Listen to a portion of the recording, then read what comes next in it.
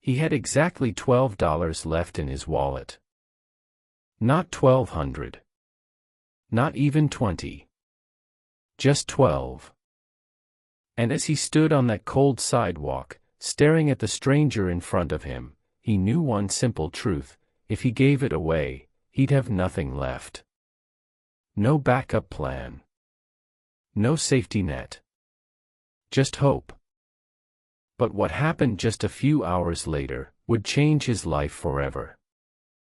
Before we get into this incredible story, take a moment to like this video, subscribe, and share your thoughts in the comments. Welcome to Kindness Story Hub, where real stories remind us how powerful a simple act of kindness can be. Michael Carter wasn't having the best year of his life. At 34, he had lost his job at a small construction company in Ohio after the business shut down. Bills had piled up, his savings had slowly drained, and the stress had started to show in his tired eyes. He had applied to dozens of jobs, but nothing had worked out yet. That morning, Michael had woken up in his small apartment with an empty fridge and a quiet kind of worry sitting in his chest. The kind that doesn't shout, but whispers constantly. He checked his wallet. $12. That was all he had left until something changed. He sighed, grabbed his jacket, and stepped outside. The cold air hit his face, but he didn't mind. Sometimes, walking helped him think. Maybe he'd stop by a nearby diner and grab something cheap to eat. Maybe today would be different. As he walked down the street, his mind wandered. Rent was due soon, his phone bill was overdue, and his confidence was fading fast. That's when he saw him. A man sitting on the sidewalk, wrapped in a thin blanket, holding a cardboard sign that read, "Hungry. Anything helps. God bless." Michael slowed down. He had seen people like this before, of course. Everyone had. And like most people, sometimes he helped, sometimes he walked by. It depended on the day, his mood, his situation. But today was different. Because today, he wasn't doing much better than the men sitting there. Michael stopped a few feet away. The man looked up at him, his eyes tired but kind. "Morning," the man said softly. Michael nodded. "Morning." For a moment, neither of them spoke. Cars passed by. People walked around them, pretending not to notice. Michael reached into his pocket and felt his wallet. $12. That was his food for the day. Maybe even the next day. He hesitated. A voice in his head said, "You can't afford this." Another voice said, "Neither can he." Michael looked at the man again. His hands were shaking slightly from the cold. Without overthinking it anymore, Michael pulled out his wallet, took all the cash inside, and held it out. "Here," he said. "It's not much, but I hope it helps." The man's eyes widened. "Are you sure?" Michael smiled, even though his stomach tightened. "Yeah. I'm sure." The man took the money carefully, like it was something fragile.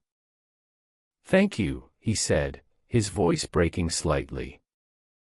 "You have no idea what this means to me." Michael nodded and gave a small wave before turning to walk away.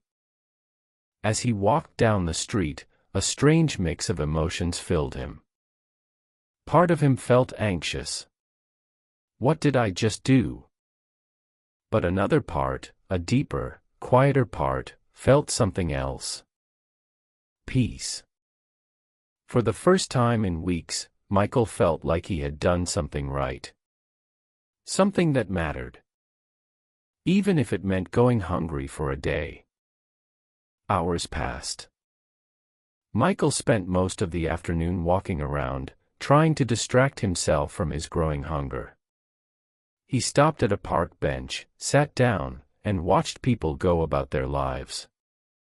Couples laughed. Kids played. Dogs ran freely. Life moved on, as it always did. As the sun began to set, Michael decided to head back home. He felt tired, both physically and mentally. As he reached his apartment building, he noticed something unusual. A black SUV was parked outside. That wasn't normal for his neighborhood. He shrugged it off and walked toward the entrance. But before he could reach the door, someone called out to him. "Michael Carter." He turned around, confused. A well-dressed man stepped out of the SUV. He looked professional, maybe in his 50s, with a calm but serious expression. "Yeah," Michael replied cautiously. The man walked closer and extended his hand. "My name is Daniel Brooks." Michael shook his hand, still unsure what was happening. "Okay, do I know you?" Daniel smiled slightly. "Not exactly. But I believe you met someone earlier today." Michael frowned. "What do you mean?" Daniel gestured toward the SUV. "The men you gave money to this morning." Michael's eyes widened. "Wait, what?" Daniel nodded. "He's my younger brother." Michael blinked, trying to process what he was hearing. Daniel continued, "My brother has been going through a very difficult time. He lost everything last year, his job, his home, his confidence. He's been living on the streets, and despite my efforts to help him, he's been too proud to accept it." Michael listened carefully, his heart starting to race. "This morning," Daniel said, "he called me. For the first time in months. And he told me about you." Michael swallowed. "About me?" Daniel nodded. "He said a stranger, someone who clearly didn't have much himself, gave him everything he had. No questions asked." Michael looked down, feeling slightly embarrassed. "It wasn't a big deal." Daniel shook his head firmly. "It was a very big deal." There was a pause. Then Daniel reached into his coat and pulled out an envelope. "I've spent the last few hours trying to find you," he said. "Because I believe kindness like that deserves to be recognized." Michael stared at the envelope. "What is that?" Daniel handed it to him. "Open it." Michael hesitated, then slowly opened the envelope. Inside was a check. His eyes widened. "Is this real?" he asked, his voice barely above a whisper. Daniel smiled. "Very real." The amount was enough to cover months of rent, groceries, bills, even some savings. Michael felt his knees weaken slightly. I don't understand."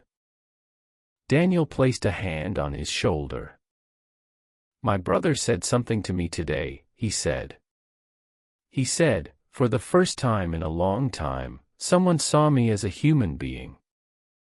Michael felt a lump in his throat. Daniel continued, "You didn't just give him money. You gave him dignity. Hope. And sometimes, that's worth more than anything." Tears filled Michael's eyes. "I didn't do it for this," he said quietly. "I know," Daniel replied. "And that's exactly why you deserve it." That night, Michael sat in his apartment, holding the check in his hands. But more than the money, he kept thinking about something else. A simple decision. a moment where he could have walked away, but didn't. And how that one moment had changed everything. Not just for him, but for someone else too. The next day, Michael went back to the same spot where he had seen the men. This time, the sidewalk was empty. But on the ground, there was a small piece of cardboard. It read, "Thank you for reminding me that kindness still exists." Michael smiled. And for the first time in a long time, he felt something stronger than worry. He felt hope. Life didn't magically become perfect after that. Michael still had challenges. He still had to rebuild his life step by step. But something inside him had changed. He no longer saw kindness as something small or optional. He saw it as powerful. Transformational. Because sometimes, the smallest act, a few dollars, a kind word, a moment of compassion, can create ripples you never expect. Ripples that come back in ways you could never imagine. So if you're watching this today, remember this. You don't have to be rich to be kind. You don't have to have everything figured out to help someone else. Sometimes, all it takes is a moment. A choice. A willingness to care. Because you never know. The person you help today might change your life tomorrow. And even if they don't, you'll still have something priceless. The knowledge that you made the world just a little bit better. And that is always worth it.